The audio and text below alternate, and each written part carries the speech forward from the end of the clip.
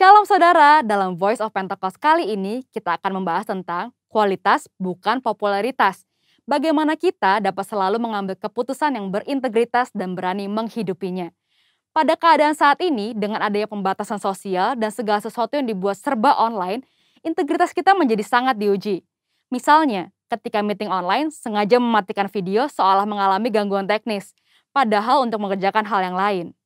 Integritas tidak hanya bicara soal keselarasan antara ucapan dan perbuatan, tetapi adalah keputusan yang kita buat secara totalitas dan konsisten.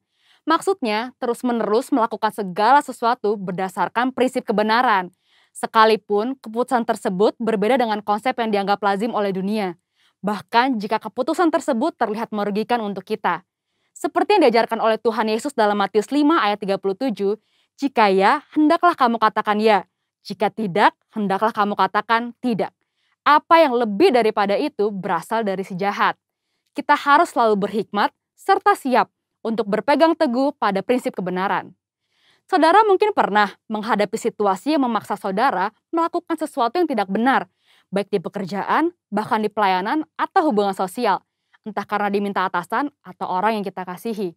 Tapi justru pada situasi seperti inilah kita dapat menerapkan ajaran Kristus untuk memiliki keberanian dan hikmat untuk berkata tidak, sekalipun dengan berbagai resiko yang harus kita hadapi. Jika kita berkompromi satu kali saja, kita akan diminta berkompromi lagi di lain kesempatan. Lambat laun, kita akan menjadi terbiasa dan pada akhirnya tidak merasa lagi bahwa perbuatan tersebut salah. Setiap hari kita dihadapkan oleh pilihan demi pilihan, tidak terkecuali tantangan dan godaan yang menguji ketaatan kita kepada Tuhan. Apa yang harus kita lakukan ketika tantangan atau godaan itu datang? Yang pertama, tidak larut dengan dunia. Di zaman postmodern ini, toleransi dibuat mengarah kepada kompromi yang berbeda dengan kebenaran Alkitab. Orang yang toleran selalu dianggap berpikiran luas, bebas, dan humanis, sehingga orang percaya yang berani berdiri teguh dalam mempertahankan kebenaran firman Tuhan dalam kehidupan sehari-hari semakin berkurang. Kompromi pun sudah dianggap biasa di kalangan gereja yang dulu menekankan pentingnya ketaatan pada firman Tuhan. Keadaan ini mengingatkan akan kisah Daniel, seorang pemuda Israel yang mengalami pembuangan saat Yerusalem ditaklukkan oleh Babel. Pada saat itu, Raja Babel membawa Daniel dan orang-orang terbaik lainnya untuk diajar ilmu pengetahuan dan dibentuk karakternya. Mereka sangat diistimewakan dengan harapan orang-orang tersebut akan loyal kepada Babel. Namun, walaupun mendapatkan kehidupan yang enak dan masa depan yang cerah, Daniel tetap memilih untuk menjalankan perintah Tuhan. Dia tidak memakan makanan raja yang tidak sesuai dengan hukum Taurat. Daniel sadar, sebagai anak Tuhan, ia harus tetap taat, walaupun hidup di tengah bangsa yang tidak mengenal Tuhan. Yang kedua, tidak malu menghidupi kebenaran. Hidup dalam kebenaran adalah hidup tanpa kepalsuan, hidup dengan jujur. Yesus adalah kebenaran. Sebagai pengikut Kristus, kita harus memperkatakan dan mempraktekkan kebenaran dalam hidup. Orang menganggap perintah-perintah yang diberikan Yesus terlalu kaku dan tidak relevan pada zaman ini. Padahal memang kebenaran tidak bergantung pada perasaan, pengalaman, atau penafsiran yang bersifat subjektif. Kebenaran Allah adalah benar tanpa pengecualian. Orang Kristen yang sejati akan melihat integritas dirinya sebagai suatu harga diri terpenting. kita tidak perlu merasa takut berpihak kepada kebenaran. Alkitab berkata pada 1 Petrus 4 ayat 16, jika ia menderita sebagai orang Kristen, maka janganlah ia malu, melainkan hendaklah ia memuliakan Allah dalam nama Kristus itu. Biarlah kita tetap mempertahankan kebenaran dan memuji Tuhan. Yang ketiga, hidup seperti Yesus hidup. Yesus adalah kebenaran. Untuk dapat hidup secara benar, maka kita harus hidup dalam Yesus. 1 Yohanes 2 ayat 5-6 berkata, tetapi barang siapa menuruti firman-Nya, di dalam orang itu sungguh sudah sempurna kasih Allah. Dengan itulah kita ketahui bahwa kita ada di dalam Dia. Barang siapa mengatakan bahwa ia ada di dalam Dia, ia wajib hidup sama seperti Kristus telah hidup. Hidup menjadi sama seperti Kristus merupakan kehendak Bapa. Yesus menjelaskan lebih lanjut dalam Matius 5 ayat 48. Karena itu, haruslah kamu sempurna, sama seperti Bapamu yang di surga adalah sempurna. Jika kita berkata hidup dalam Bapa, kita menjadikan Yesus sebagai Tuhan dan Juru Selamat di dalam hidup ini. Dan kita wajib hidup sama seperti Yesus telah hidup. Mari kita minta pertolongan Roh Kudus untuk memimpin hidup kita pada zaman sekarang. Kita harus menyadari bahwa kita adalah anak Tuhan, maka kita harus hidup sesuai dengan firman Tuhan. Seperti Kristus taat mengerjakan apa yang ditetapkan oleh Bapanya. Itulah yang menjadi kunci keberhasilan Kristus. Seringkali kita berpikir bahwa hidup sama seperti Kristus menjadikan hidup kita terkekang dan menderita. Padahal, jika kamu tetap dalam firman-Ku, kamu benar-benar adalah murid-Ku. Dan kamu akan mengetahui kebenaran. Dan kebenaran itu akan memerdekakan kamu. Seperti tertulis di Yohanes 8 ayat 31-32. Itulah sebabnya selama di bumi, Yesus tidak pernah menyia-nyiakan kesempatan yang ada. Fokus hidupnya terpusat hanya untuk melakukan kehendak Bapa. Jadi, jika kita mengikuti teladan Yesus, kita akan hidup seperti Dia. Ketika dunia menawarkan kita untuk jadi serupa sepertinya, kita harus berani mengambil keputusan yang berintegritas, yaitu dengan berkata tidak. Tidak larut dalam dunia, tidak malu menghidupi kebenaran, dan yang terutama, hidup seperti Yesus telah hidup. Mari kita menjadi orang percaya yang berintegritas penuh di tengah dunia pada zaman ini. Untuk penjelasan lebih lengkapnya dari tim teologi kami, silahkan buka link yang ada di atas atau scan QR Code yang tersedia. Salam integritas, Tuhan Yesus memberkati.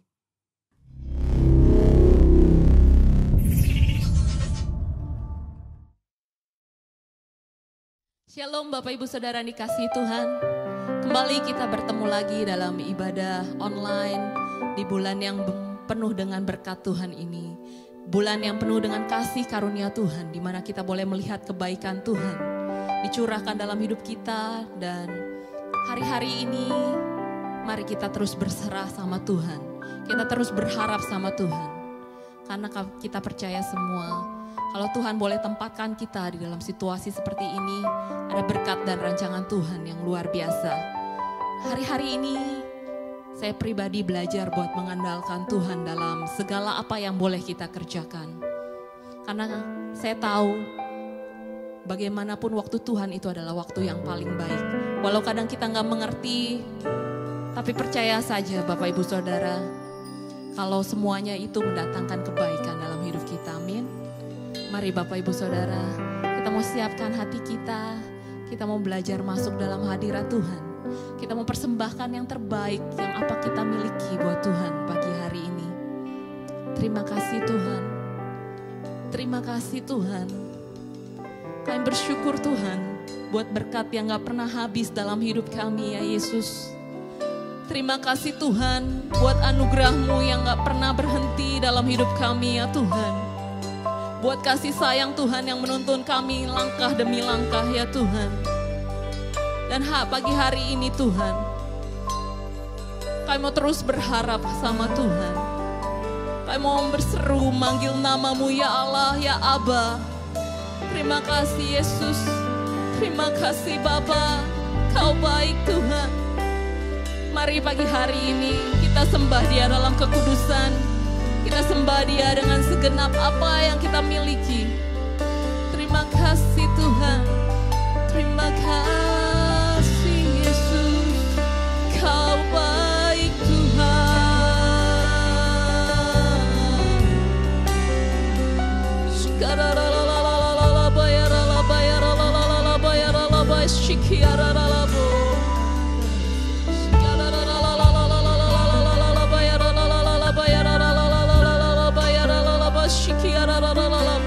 Pagi hari ini Tuhan, kami mau datang Tuhan. Kami gak mau datang dengan tangan yang hampa Tuhan, tapi kami mau datang, kami mempersembahkan segenap kerinduan kami, segenap kasih sayang kami sama Tuhan ya Tuhan. Karena kami tahu Tuhan, Kau Allah yang mendengar setiap seruan hati kami ya Bapa.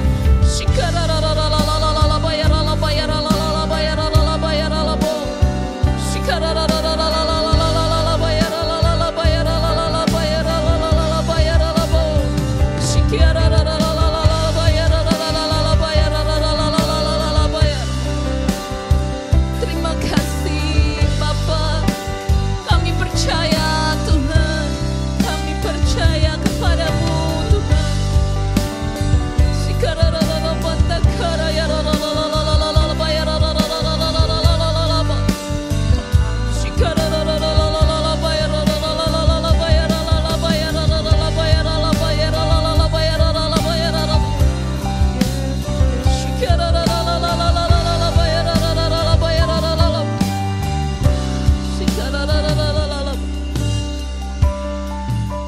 Ini pujian kami Tuhan.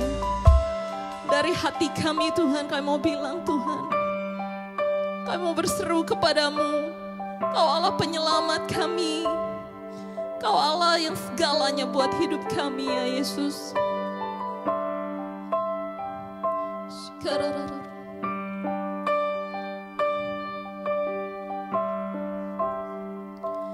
Kau Tuhan, penolong dalam hidupku. Ku percaya hanya kepadamu. Kau pegang tanganku dan tuntun langkahku. Yesus, Kau perlindunganku. Oh Tuhan, Kau Tuhan, kekuatan dalam hidupku, penolongku dalam kesesatan. Kau gunung batuku dan pertahananku. Yesus, Kau kemenanganku.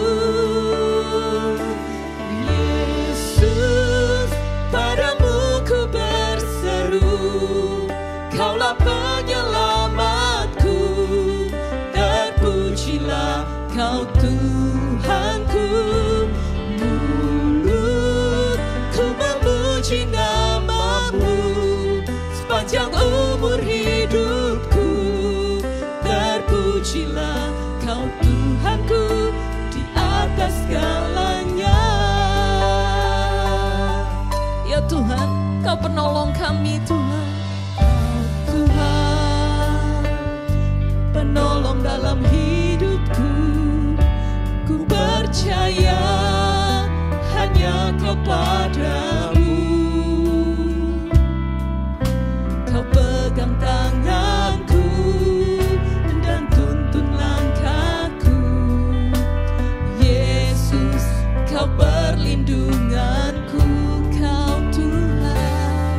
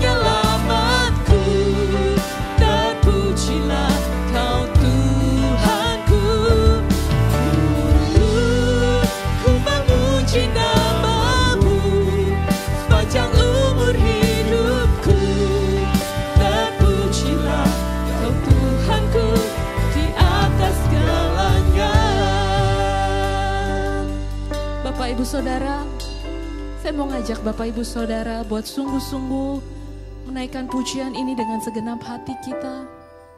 Karena hari-hari ini waktu Tuhan bilang kita masuk dalam dimensi yang baru. Gak ada cara lain buat kita untuk berserah sama Tuhan selain kita banyak dalam memuji menyembah Tuhan. Waktu kita bilang, Tuhan saya masuk dalam kegerakannya Tuhan. Itu gak ada cara lain buat kita berserah sama Tuhan selain kita benar-benar berdoa dan berharap sama Tuhan. Jadi waktu kita naikkan pujian, waktu kita angkat tangan kita pagi hari ini, biar sungguh-sungguh kita boleh menggetarkan hati Tuhan. Kita boleh menggetarkan apa yang selama ini mentok, tapi itu boleh breakthrough sama Tuhan. Dan saya percaya setiap pergumulan Bapak Ibu Saudara pasti bisa diselesaikan oleh Tuhan. Terima kasih Tuhan. Pagi hari ini kami mau angkat tangan kami berserah sama Tuhan. Yesus, padamu ku berseru, Kaulah penyelamatku. Terpujilah Kau Tuhanku. Mulutku memuji nama-Mu sepanjang umur hidupku. Terpujilah Kau Tuhanku. Di atas segala Yesus, padamu ku berseru, Kaulah penyelamatku. Terpujilah Kau Tuhanku. Mulutku memuji nama-Mu sepanjang umur hidupku.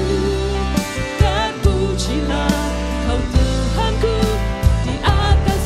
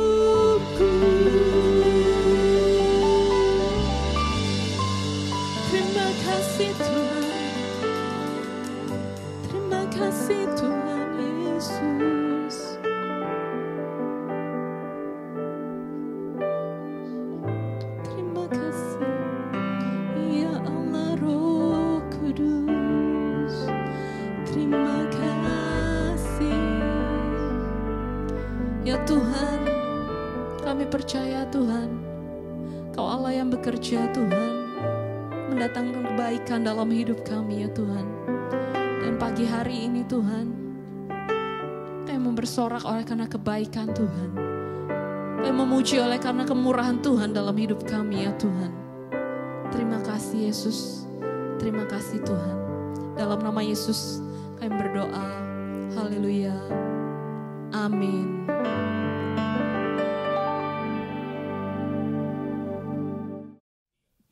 Pagi hari ini ada sukacita Tuhan mengalir dalam kita, amin. Dan mari kita teriakan sama-sama, Engkau Raja dalam hidup kami Tuhan. Engkau Allah yang dahsyat dalam hidup kami Tuhan. Walaupun di rumah Bapak Ibu Saudara kita masih boleh tepuk tangan buat Tuhan, amin. Masih boleh goyang kiri, goyang kanan Bapak Ibu Saudara.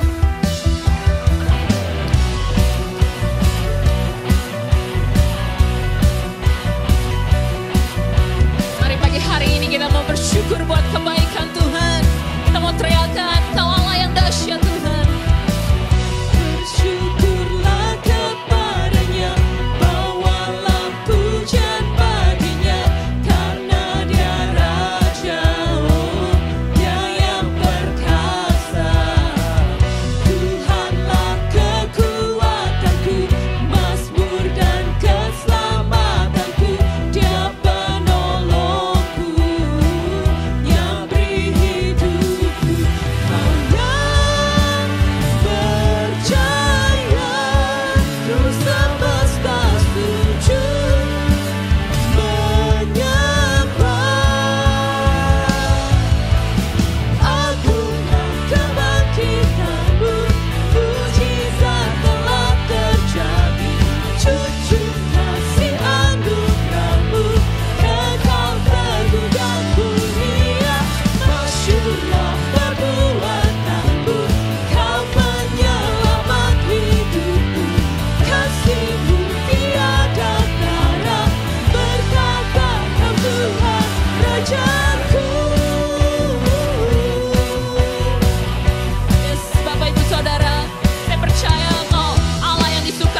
Pujian kami ya Tuhan.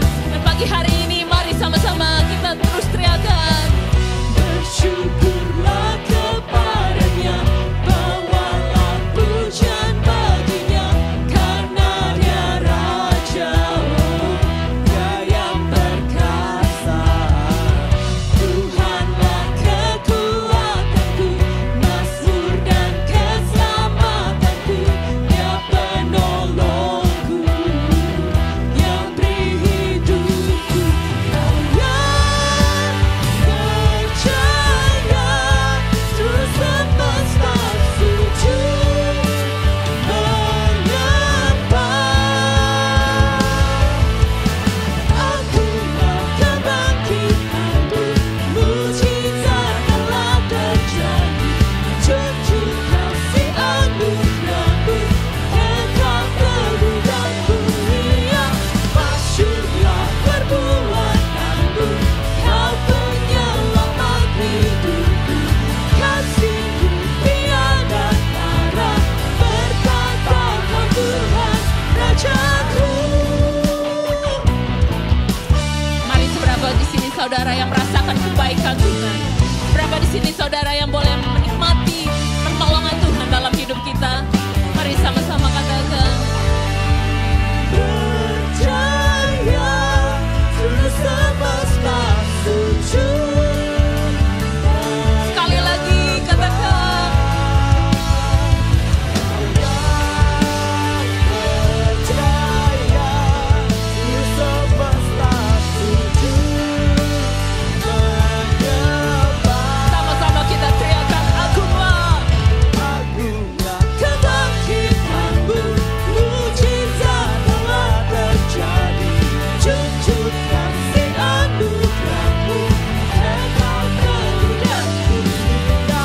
Masyurlah perbuatanmu, Kau penyelamat hidupku, kasih-Mu tiada tara, berkatakan Tuhan Rajaku. Yes Tuhan, pagi hari ini kami bersorak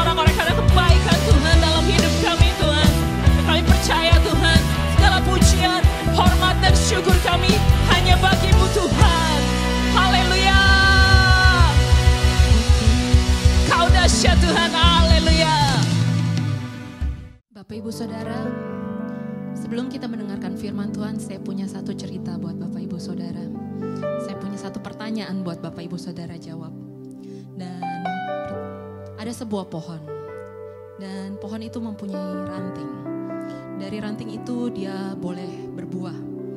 Dan pertanyaannya untuk Bapak Ibu Saudara saat ini, saya mau tanya, dari ranting itu kan berbuah. Untuk ranting itu bisa berbuah, apakah ranting itu harus berbuah baru bisa dia menempel sama pohon? Atau ranting itu harus menempel sama pohon baru bisa dia berbuah? Mengerti tidak pertanyaannya Bapak Ibu Saudara? Jadi pertanyaannya itu, dari ranting itu untuk dia berbuah, apa dia harus menempel?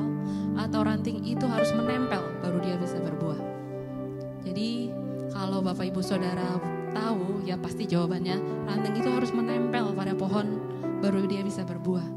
Namun seringkali dalam kehidupan kita memilih kebalikannya Bapak Ibu Saudara.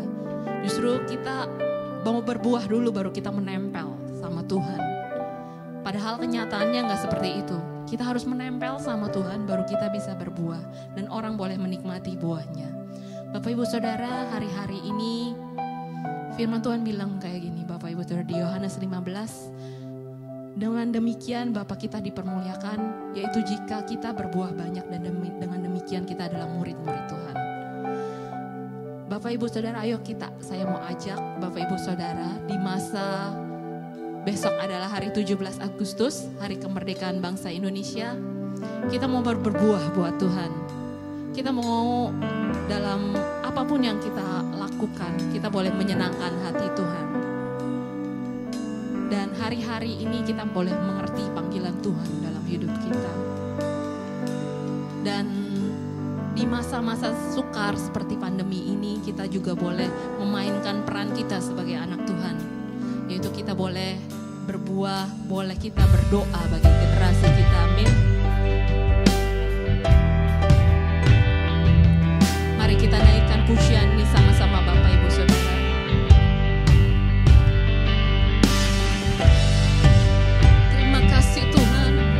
Mau genapi panggilan Tuhan dalam hidup kami ya Tuhan.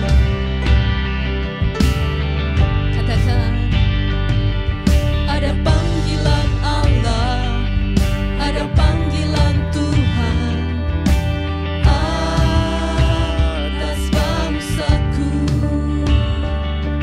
Ada panggilan Allah, ada panggilan Tuhan untuk generasiku. Sebelum Yesus datang, ada panggilanmu atas hidupku. Sekali lagi katakan, ada panggilan Allah, ada panggilan Tuhan atas bangsaku. Ada panggilan Allah, ada panggilan Tuhan untuk generasiku. Sebelum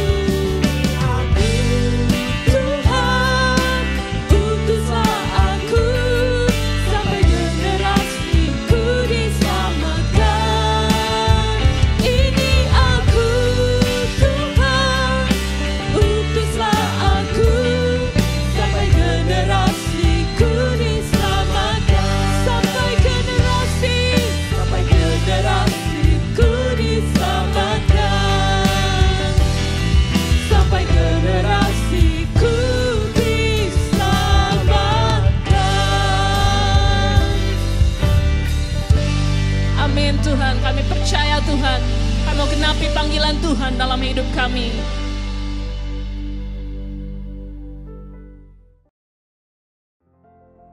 Mazmur 91. Orang yang duduk di dalam lindungan yang maha tinggi dan bermalam dalam naungan yang maha kuasa akan berkata kepada Tuhan, tempat perlindunganku dan kubu pertahananku, Allahku yang kupercayai. Sungguh dialah yang akan melepaskan engkau dari jerat penangkap burung, dari penyakit sampar yang busuk. Dengan kepaknya ia akan melindungi engkau, di bawah sayapnya engkau akan berlindung. Kesetiaannya ialah perisai dan pagar tembok. Engkau tak usah takut terhadap kedahsyatan malam, terhadap panah yang terbang di waktu siang, terhadap penyakit sampar yang berjalan di dalam gelap, terhadap penyakit menular yang mengamuk di waktu petang.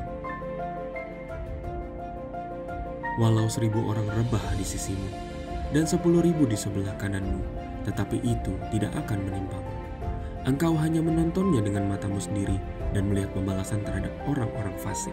Sebab Tuhan ialah tempat perlindunganmu, yang maha tinggi telah kau buat tempat perteduhanmu. Malapetaka tidak akan menimpa kamu, dan tulah tidak akan mendekat kepada kemahmu. Sebab malaikat-malaikatnya akan diperintahkannya kepadamu untuk menjaga engkau di segala jalanmu. Mereka akan menatang engkau di atas tangannya, supaya kakimu jangan terantuk kepada batu. Singa dan ular tedung akan kau langkahi. Engkau akan menginjak anak singa dan ular naga. Sungguh hatinya melekat kepadaku, maka aku akan meluputkannya. Aku akan membentenginya sebab ia mengenal namaku. Bila ia berseru kepadaku, aku akan menjawab. Aku akan menyertai dia di dalam kesesakan. Aku akan meluputkannya dan memuliakannya. Dengan panjang umur akan kukenyangkan dia, dan akan kuperlihatkan kepadanya keselamatan daripadaku. Amin. Shalom Bapak Ibu yang dikasihi Tuhan, kita bertemu lagi di ibadah online GP Green Garden. Kami percaya walaupun kita tetap masih dalam ibadah online, hadirat Tuhan, pesan Tuhan tetap bisa disampaikan dengan baik. Dan kami juga berdoa Bapak Ibu juga bisa diberkati melalui pelayanan yang kami lakukan melalui ibadah online ini. Oke, sebelum mulai kita akan berdoa terlebih dahulu Bapak Ibu. Terima kasih Tuhan buat pagi hari ini Tuhan. Tuhan memberkati semua yang kami kerjakan dan lakukan. Tuhan menyertai firman Tuhan pada pagi hari ini. Biar hanya kata-katamu, biar hanya isi hatimu yang boleh hamba sampaikan Tuhan. Dan Tuhan mengurapi juga siapapun yang mendengarkan isi dari firman Tuhan ini boleh menjadi berkat dan mereka boleh menjadi pelaku-pelaku firman. Terima kasih Tuhan Yesus. Dalam nama Tuhan Yesus kami berdoa dan kami mengucap syukur. Haleluya. Amin. Oke, Bapak Ibu, pagi hari ini saya akan menyampaikan satu tema atau satu topik khotbah yang judulnya adalah Not My Will But Yours Be Done. Ya, jadi inti atau arti dari tema khotbah pagi hari ini adalah bukan kehendakku, tapi kehendak Tuhan yang jadi. Ya, jadi mungkin Bapak Ibu sering sekali mendengarkan pernyataan atau statement seperti ini, bukan kehendakku, tapi kehendak Bapak yang terjadi atau kehendak Tuhan yang terjadi. Nah, waktu saya juga tergerak untuk membawakan tema ini, ternyata setelah saya pelajari lebih dalam lagi, saya baca dan saya renungkan, sangat menarik. Saya mendapatkan 3 poin yang saya dapatkan melalui perenungan dari rema ini. Ya, jadi rema ini banyak sekali berbicara pada waktu Tuhan Yesus berdoa di Taman Getsemani. Ya, Bapak Ibu. Kalau di Markus 14 ayat 32 sampai 40 ini adalah ayat-ayat yang mendasari dari khotbah pagi hari ini. Kita baca pelan-pelan, saya baca duluan ya. Markus 14 ayat 32 sampai 40 yang berbunyi seperti ini. Lalu sampailah Yesus dan murid-muridnya ke suatu tempat yang bernama Getsemani. Kata Yesus kepada murid-muridnya, duduklah di sini sementara aku berdoa. Dan ia membawa Petrus, Yakobus, dan Yohanes sertanya. Ia sangat takut dan gentar. Lalu katanya kepada mereka, hatiku sangat sedih, seperti mau mati rasanya. Tinggallah di sini dan berjaga-jagalah. Ia maju sedikit, merebahkan diri ke tanah dan berdoa supaya sekiranya mungkin saat itu lalu daripadanya. Katanya, ya Abah, ya Bapa, tidak ada yang mustahil bagimu. Ambillah cawan ini daripadaku, tetapi janganlah apa yang aku kehendaki, melainkan apa yang engkau kehendaki. Setelah itu, ia datang kembali mendapati ketiganya sedang tidur, dan ia berkata kepada Petrus, Simon, sedang tidur engkau? Tidakkah engkau sanggup berjaga-jaga 1 jam? Berjaga-jagalah dan berdoalah, supaya kamu jangan jatuh ke dalam pencobaan. Roh memang penurut, tetapi daging lemah. Lalu ia pergi lagi dan mengucapkan doa itu juga. Dan ketika ia kembali pula, ia mendapati mereka sedang tidur, sebab mata mereka sudah sangat berat, dan mereka tidak tahu jawab apa yang harus mereka berikan kepadanya. Ya, jadi ini cerita waktu Tuhan Yesus sebelum dia akan disalibkan, atau sebelum dia akan mengalami satu proses pencobaan, satu proses yang membawa dia dalam suatu situasi sangat takut, sangat gentar, ya. Nah, ini adalah proses-proses yang Tuhan alami. Nah, sangat menarik di sini Bapak Ibu bahwa kita masuk di poin pertama.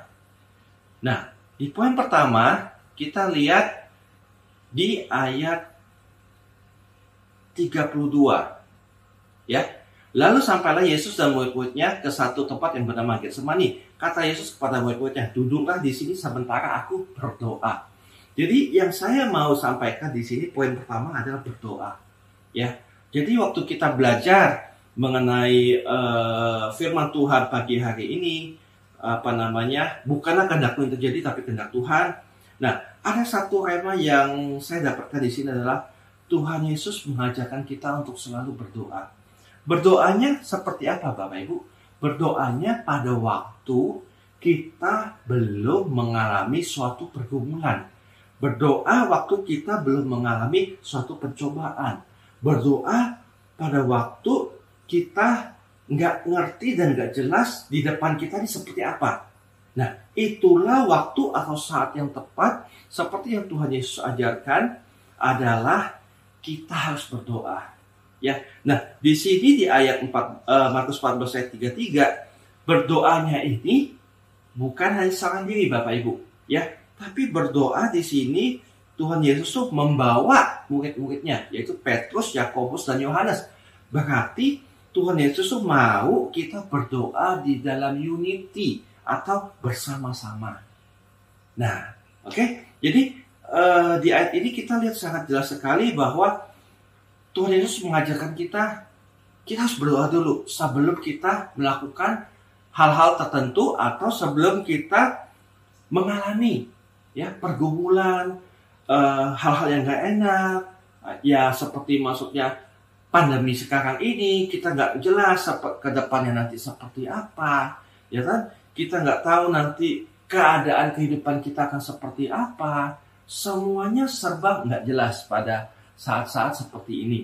Nah, saya mendapatkan rema sangat kuat pagi hari ini yaitu Tuhan Yesus mengajak kita untuk berdoa. Berdoa bersama-sama di dalam keunitian. Ya, ini juga selaras dengan visinya Pak Niko. Ya, kita selalu berdoa dalam keunitian. Oke, nah di dalam keadaan tidak pasti, genting bahkan takut, Tuhan memilih untuk berdoa, Bapak Ibu. Ya, ia sangat takut dan gentar di Markus 14 ayat 34. Lalu katanya kepada mereka, hatiku sangat sedih, seperti mau mati rasanya. Tinggallah di sini dan berjaga-jagalah. Ya, jadi berdoa ini kalau saya menggambarkan di sini adalah satu fondasi, Bapak Ibu ya. Berdoanya adalah satu fondasi yang harus kita bangun setiap hari. Ya, bangun setiap hari itu artinya secara konsisten. Jangan waktu kita lagi ada masalah, kita rajin berdoa. Begitu kita nggak ada masalah, kita santai, kita enak-enak aja, ya dah santai, nggak perlu berdoa. Ya, Walaupun kita sedang masuk dalam satu pergumulan, oh kita rajin berdoa, ya, masuk dalam menara doa, masuk dalam pertemuan doa segala macam. Rajin sekali Bapak Ibu. Nah, pagi hari ini Tuhan Yesus mengajarkan kita, yuk kita mulai berdoa. Ya, jangan waktu kita sudah dalam masa-masa genting, masa-masa kita dalam pergumulan, masa-masa kita dalam suatu proses, jangan sampai kita sudah di situ baru kita mulai berdoa.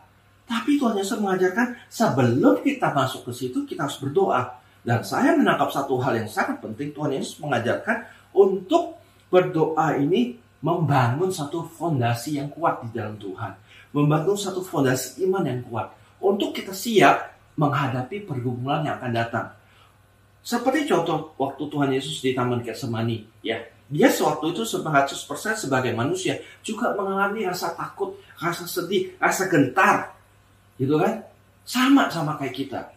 Nah, tapi lihat teladan apa yang Tuhan Yesus lakukan. Dia mengajak kita berdoa. Dia mengajak murid-muridnya berdoa. Supaya apa? Imannya kuat. Supaya dia bisa membangun satu fondasi yang kuat. Sehingga waktu dia harus menghadapi kejadian seperti ini, dia tetap kuat di dalam Tuhan. Nah, jangan belakangan kita sering melihat bahwa ada orang yang anak-anak Tuhan yang waktu mengalami proses, waktu mengalami pergumulan, di tengah jalan waktu mereka sedang menghadapi proses itu, mereka gugur. Iman mereka nggak bertahan. Kenapa?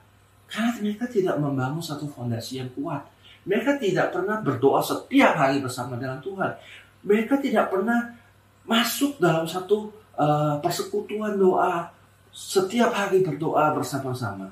Ya, Bapak Ibu, itu ya.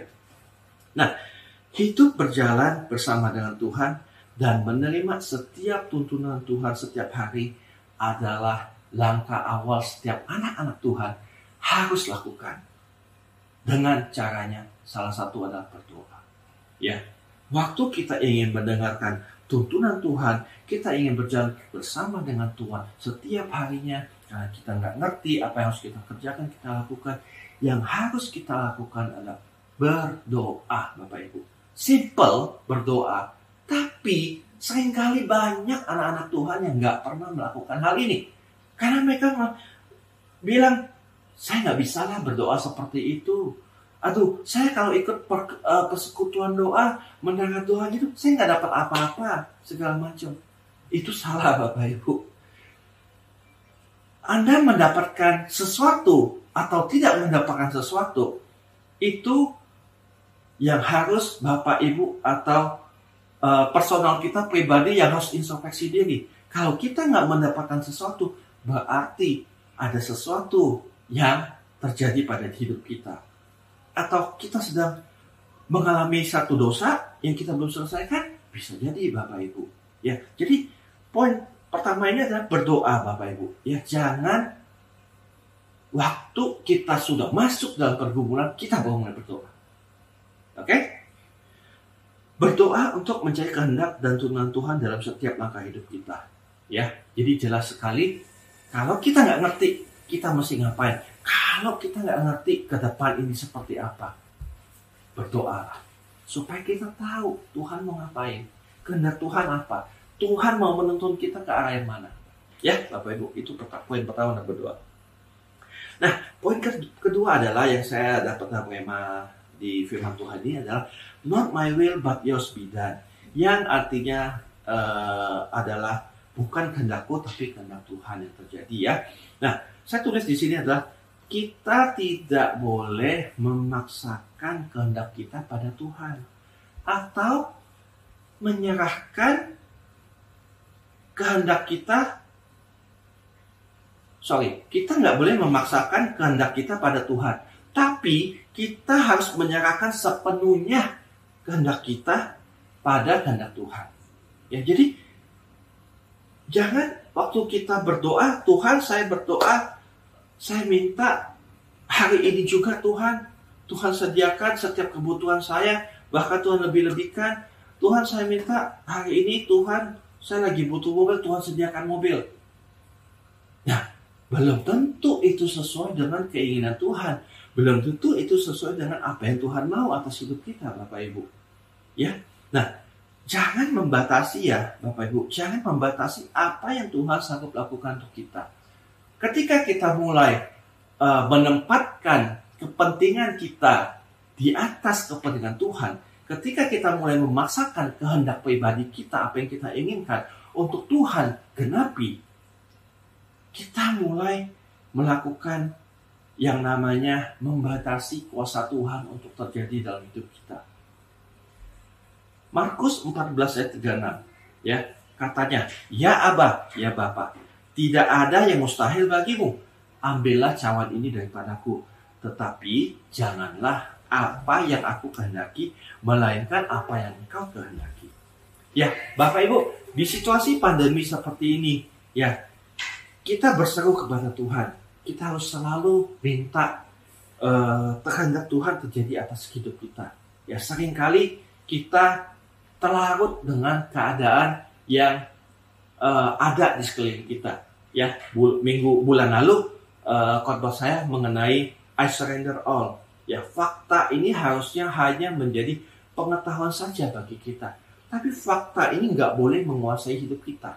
Ya, nah, oleh karena itu Bapak Ibu, di situasi seperti sekarang ini, saat-saat kita ekonomi sedang down, ya, di saat kita sedang tidak mengerti kita harus bagaimana, di saat kita tidak bisa beribadah offline, bertemu muka dengan muka, kita terpaksa harus membiasakan diri harus ibadah secara online, itu memang sesuatu yang baru bagi kita. Tapi Bapak Ibu, setelah 2 tahun kita menjalankan hal-hal seperti saat ini, ya, Bapak Ibu, hadirat Tuhan tetap ada. Walaupun tidak secara offline, hadirat Tuhan tetap ada menjamah kita. Ya, Bapak Ibu. Oke, jadi mencari kehendak atau tuntunan Tuhan, kita itu harus menyelaraskan kehendak kita bersama dengan kehendak Tuhan. Jadi kita nggak bisa dalam tanda kutip egois, maunya kita aja. Enggak, Bapak Ibu. Jadi kehendak kita sekarang ini harus kita selaraskan dengan apa maunya Tuhan. Sehingga waktu kita berdoa, kita tahu doa kita pasti akan dijawab oleh Tuhan. Kenapa? Karena itu sesuai dengan apa yang Tuhan mau. Selaras dengan apa yang Tuhan mau. Ya, jadi not my will but yours be done ini simpelnya adalah kita nggak boleh memaksakan kehendak kita atas apa yang ingin Tuhan kerjakan buat hidup kita. Kita nggak boleh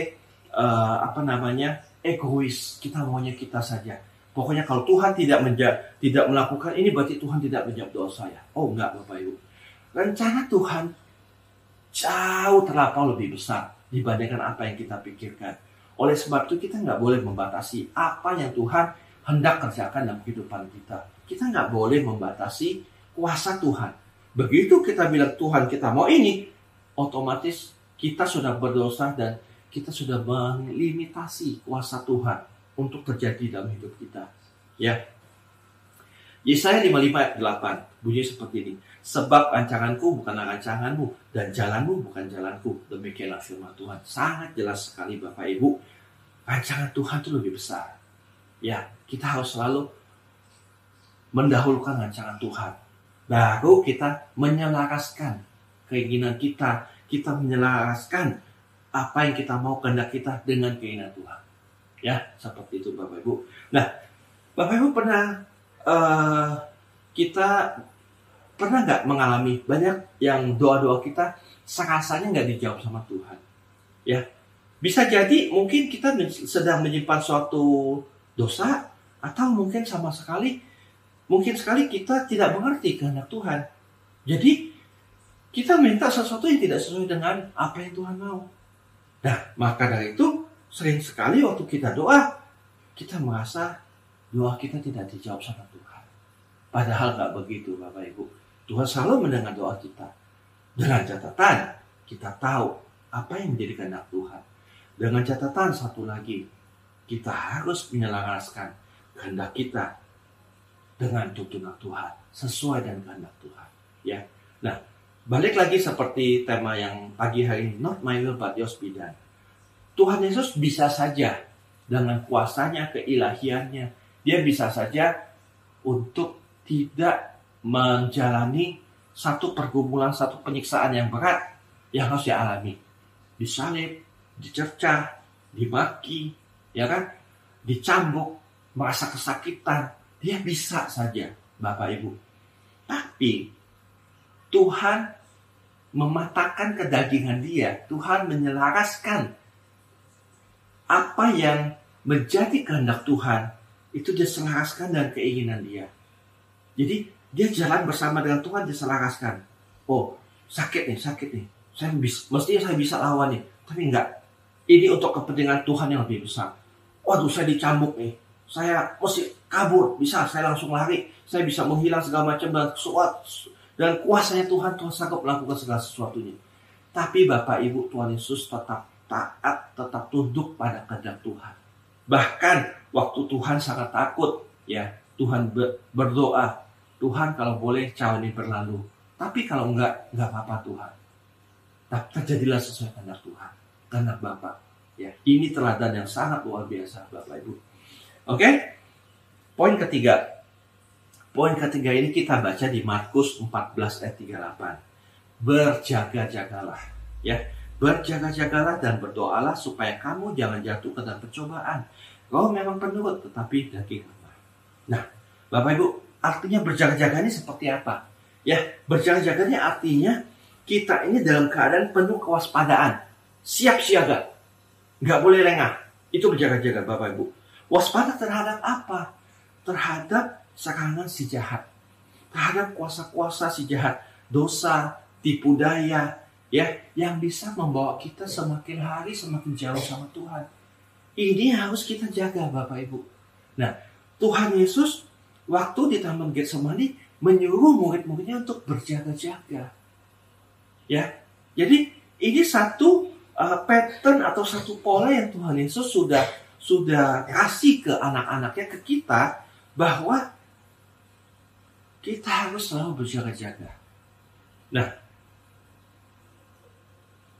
oke, kalau kita ngomong tentang berjaga-jaga, ya, coba kita bayangin seperti ini.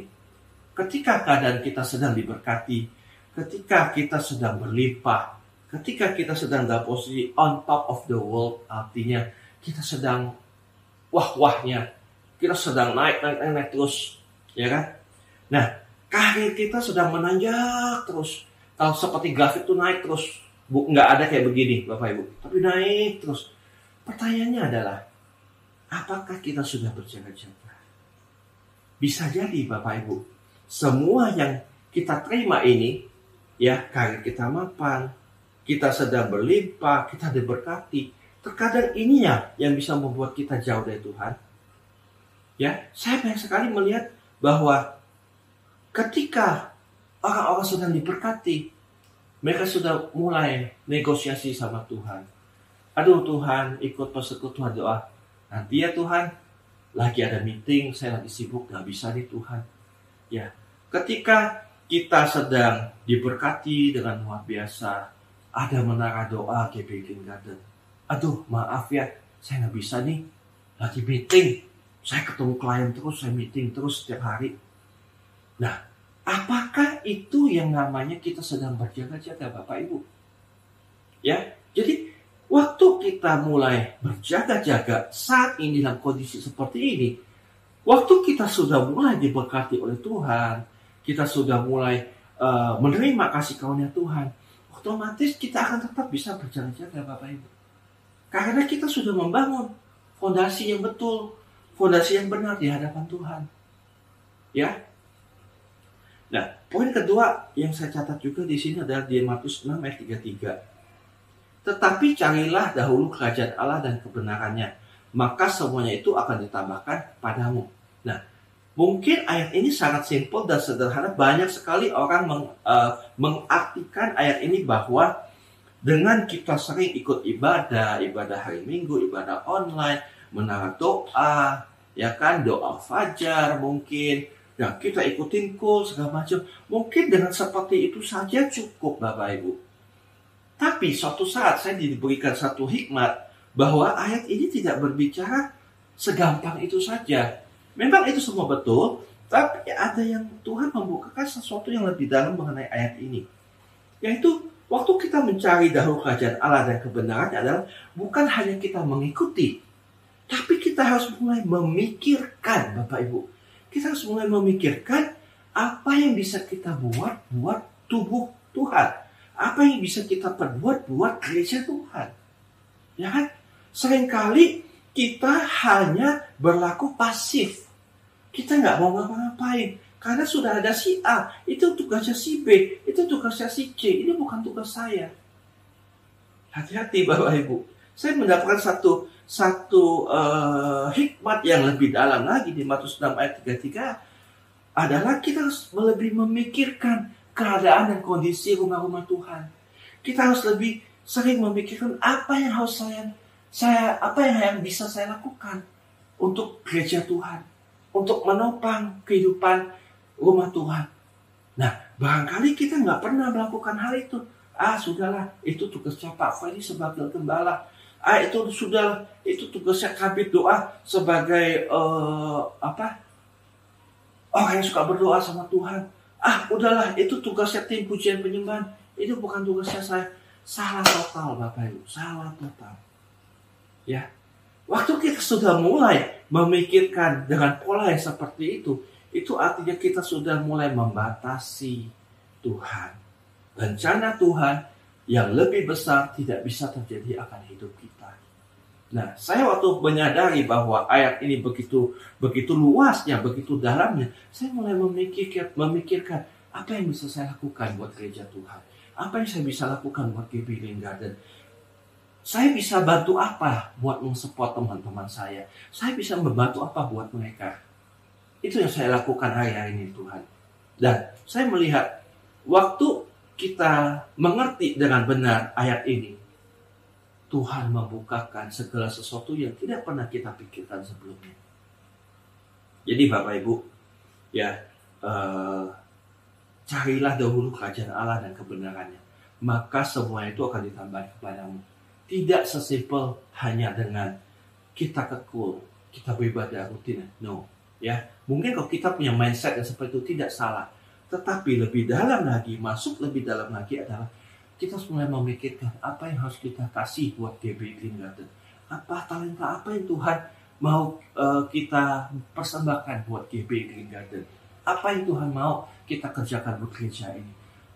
Oke, gereja kita punya banyak kekurangan. Kekurangan apa yang ada atas gereja kita? Apa yang saya pikir saya bisa kasih untuk menutupi kekurangan ini? Ini yang namanya berjaga-jaga Bapak Ibu. Ini yang namanya kita melakukan, menyelaraskan apa yang merupakan kehendak Tuhan diselaraskan dengan kehendak kita. Ya Bapak Ibu, ya mengerti ya Bapak Ibu ya. Jadi sangat simpel sekali. Tema pagi hari ini adalah Not my will be done. Not my will but yours be done. Ya, bukan kehendakku tapi kehendak Tuhan yang terjadi. Saya mencatat ada 3 rema yang saya dapat dalam Markus 14:32 ayat 40. Ya, ini saya hanya mengulang lagi. Pertama adalah berdoa. Berdoa dalam keunitian.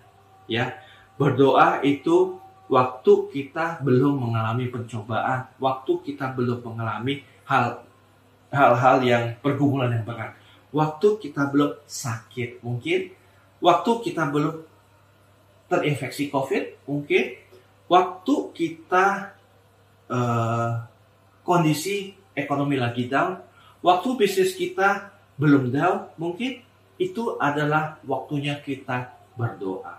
Berdoa membangun satu fondasi yang kuat di hadapan Tuhan.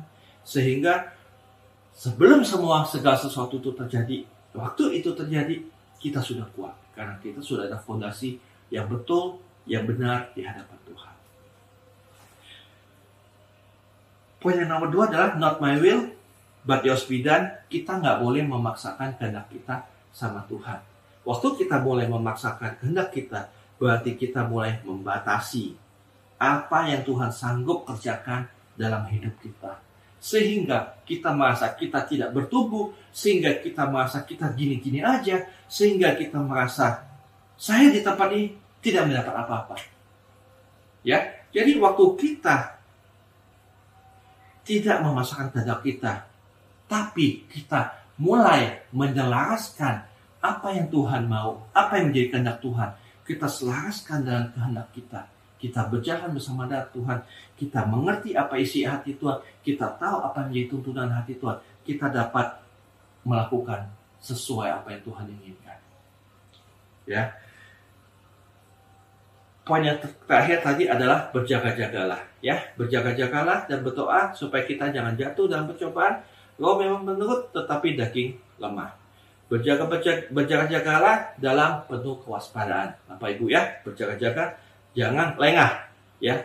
Jadi sebelum waktu kita diberkati, waktu kita on top of the world, ya, karir kita mapan, segala macam, kita udah posisi, wah, udah tinggi sekali. Mungkin tiap bulan kita sudah mendapatkan puluhan juta rupiah sebagai income kita. Nah, kita harus tetap berjaga-jaga, ya. Berjaga-jaga juga berbicara, kita harus carilah dahulu kerajaan Allah dan kebenarannya.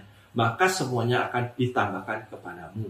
Bukan hanya mengikuti hal-hal yang seperti rutinitas ibadah seperti hari Minggu, kul di hari Jumat, menara doa, mungkin doa fajar, ya, seminar ini, seminar itu. Enggak sesimpel itu. Saya mau membawa Bapak Ibu masuk ke dalam satu pengertian lebih dalam lagi bahwa kita harus mulai memikirkan tubuh Tuhan, gereja Tuhan ini butuh apa.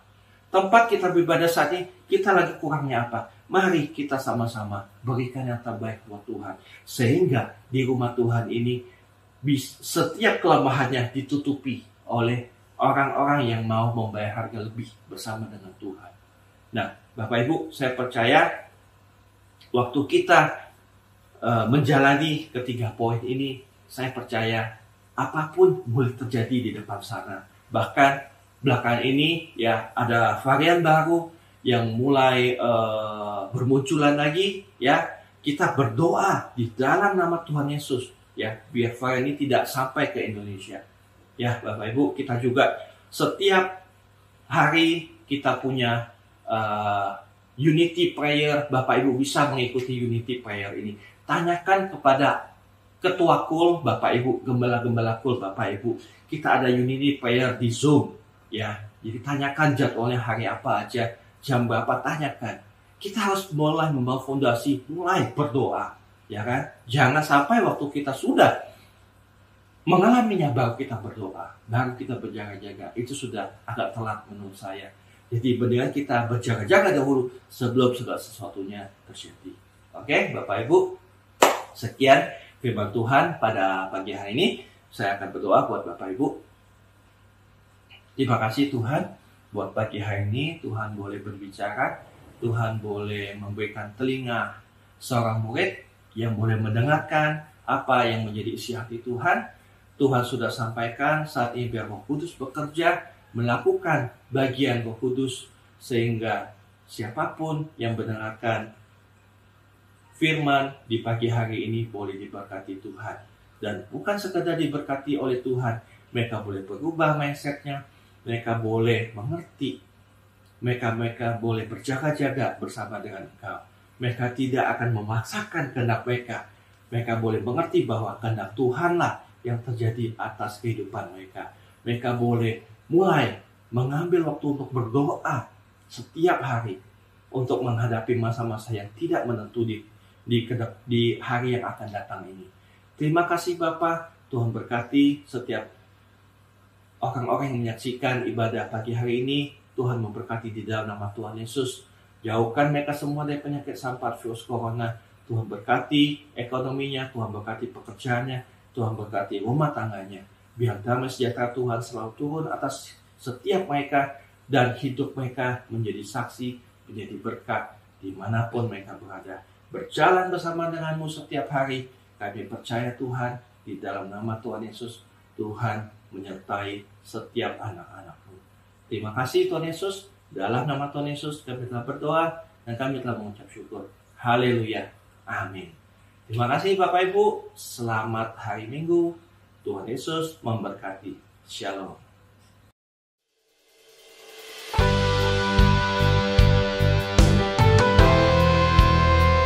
Pentakosta ketiga adalah pencurahan Roh Kudus yang dahsyat di zaman ini melebihi yang terjadi di Azusa Street.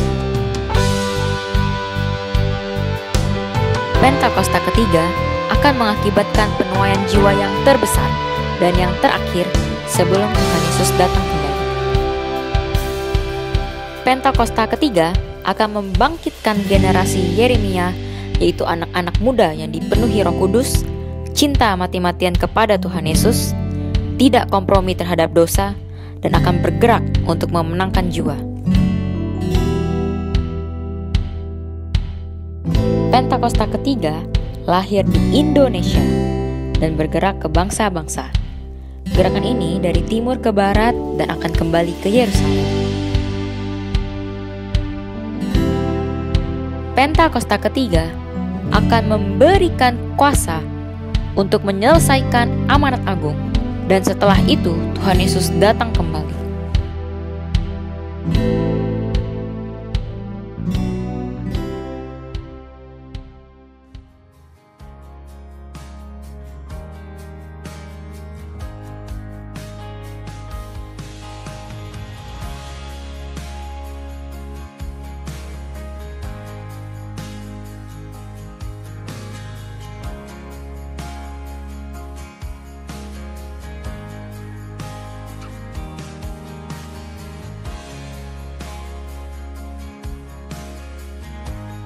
Mari kita satukan hati di dalam doa syafaat.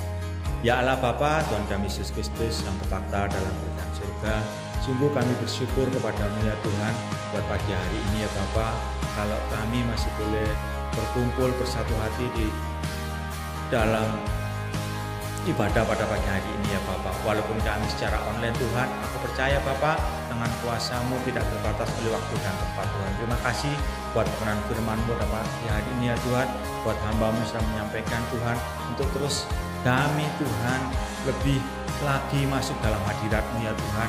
Terima kasih buat firman itu tertanam kuat dalam roh hati kami ya Bapa, pribadi lepas pribadi Tuhan, yang sudah boleh kami dengar pada pagi hari ini Tuhan, walaupun secara online ya Tuhan. Terima kasih ya Bapak, kami juga berdoa Tuhan buat kembali sedang kami, Bapak Dr. Insinyur Niko Notora Hardo, beserta keempat wakilnya Tuhan. Terus Kau pakai Tuhan, Kau singkapkan isi hati-Mu Tuhan, yang lebih lagi Tuhan, buat para pemimpin kami ini Tuhan, dalam Pentakosta yang ketiga ini ya Tuhan Yesus. Terima kasih ya Bapak, kami juga bawa Tuhan doa untuk gembala kami, Pak Ferdi Halim, sudah wakilnya Tuhan.